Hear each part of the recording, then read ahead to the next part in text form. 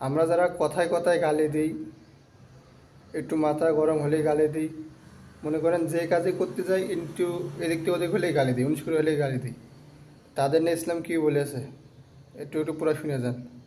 আর ভিডিওটা ভালো লাগলে সবাই একটু শেয়ার করে দেবেন, সবাইকে এটা সুযোগ করে দেবেন যাতে সবাই এখান থেকে সাবধান হতে পারে। অনেকে আছে চুল থেকে নুন খসলেই গালি ছাড়া, কথায় কথায় গালি যাদের আসে তারা কারা জানেন? তাদের পরিচয় কি জানা আছে? মুনাফিক, যাদের অন্তরে আসলে ঈমান নাই, মুখে শুধু ঈমানের কথা বলে, আল্লাহর খাতে আসলে মুসলমান না। এই মুনাফিকদের মার্কাগুলোর মধ্যে একটা হলো ওয়াইদা খাসামা ফাজার, কোনো ঝগড়াঝাটি হলে, মেজাজ গরম হলে কি করে? গালিগালাজ। কাউকে গালি দেওয়া যাবে কি না, আর গালি দিলে কি বড় কোনো গুনাহ হবে, ইসলাম কি বলে? এই লোকটা মনে গালি দিতে চাচ্ছে, কাউকে প্রশ্নের ধাঁচ দেখে বোঝা যাচ্ছে একটু অনুমতি চাচ্ছে, ভাই একটু দেওয়া যাবে কিনা বলেন ভাই। হয়তো জিদ আছে, হয়তো দুঃখ আছে কারোর প্রতি। না ভাই, কাউকে গালি দেওয়া জায়েজ নাই। নবী করিম সাল্লাল্লাহু আলাইহি ওয়াসাল্লাম বলেছেন, ইমানদার কখনো গালিবাজ, ইমানদার কখনো অভিসম্পাদকারী, মুখ খারাপকারী, নিচু খারাপ কথা উক্তিকারী, এটা কখনো ইমানদার হতে পারে না। নবী করিম সাল্লাল্লাহু আলাইহি ওয়াসাল্লাম তিনি কখনো নিচু তুচ্ছ এরকম কোনো কথা মুখ দিয়ে বের করতেন না।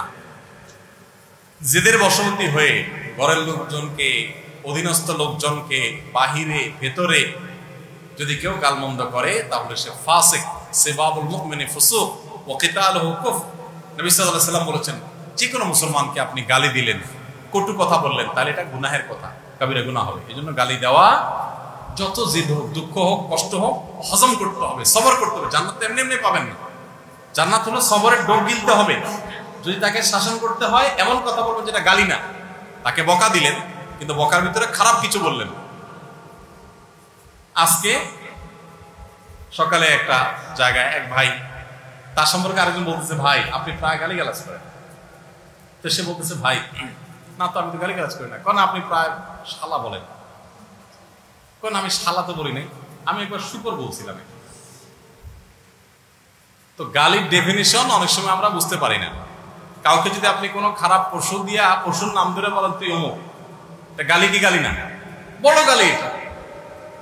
আর অমুকের বাচ্চা, তমুকের বাচ্চা, এগুলো কি শুধু গালি? এগুলো একাধারে গালি, আবার মিথ্যা অপবাদ। গালি শুধু তাকে দেন নাই, তার বাপকে ধরে দিচ্ছেন, মাকে ধরে দিচ্ছেন, বেচার হয়তো কোনো দোষ নাই, হয়তো দুনিয়া থেকে চলে গেছে। তো এগুলো কোনো ইমানদারের স্বভাব হতে পারে না। ধৈর্য ধারণ করতে হবে। আল্লাহ আমাদেরকে তৌফিক দান করুন। কর্মচারীর উল্টাপাল্টা করতেছে, মেজাজটা গরম হয়ে গেছে, দিয়ে দিলেন একটা গালি, শেষ, আখিরাতটা শেষ করে ফেলেন। সবর করতে হবে ভাই। প্রয়োজনে দুইটা শক্ত কথা বল, তুমি কেন করলা? প্রয়োজনে তার অন্যায় করে থাকলে, ক্ষতি করে থাকলে, নিয়ম অনুযায়ী, চুক্তি অনুযায়ী ক্ষতিপূরণ আদায় করেন তার কাছ থেকে, কিন্তু মুখ খারাপ করবেন না। অনেকে আছে চুল থেকে নুন খসলেই গালি ছাড়া। কথায় কথায় গালি যাদের আসে তারা কারা জানেন? তাদের পরিচয় কি জানা আছে? মুনাফিক, যাদের অন্তরে আসলে ঈমান নাই, মুখে শুধু ঈমানের কথা বলে, আল্লাহর খাতে আসলে মুসলমান না। এই মুনাফিকদের মার্কাগুলোর মধ্যে একটা হলো ওয়াইদা খাসামা ফাজার, কোনো ঝগড়াঝাটি হলে, মেজাজ গরম হলে কি করে? গালিগালাজ।